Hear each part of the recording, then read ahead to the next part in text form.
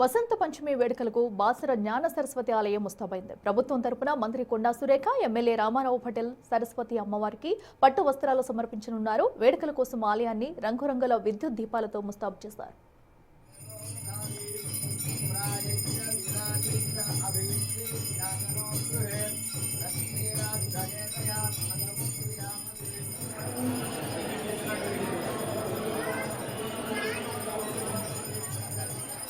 తెలంగాణతో పాటు ఇతర రాష్ట్రాల నుంచి భక్తులు భారీ సంఖ్యలో తరలివచ్చే అవకాశం ఉండటంతో ఎలాంటి సమస్యలు తలెత్తకుండా చర్యలు చేపట్టారు.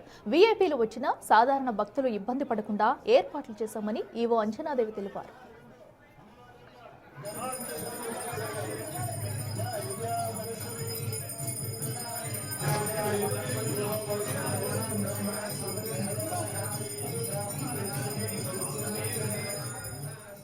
క్యూలో ఉండే భక్తులకు ఆలయం తరపున పాలు, పండ్లు పంపిణీ చేయనున్నారు. ఎలాంటి అవాంఛనీయ ఘటనలు జరగకుండా అక్షరాభ్యాస మండపం, గర్భగుడి, ప్రధాన ద్వారం, టికెట్ల కౌంటర్, లడ్డూ ప్రసాద విక్రయ కౌంటర్, గోదావరి పుష్కర ఘాట్ల వద్ద పోలీస్ శాఖ ఆధ్వర్యంలో బందోబస్తు ఏర్పాటు చేశారు.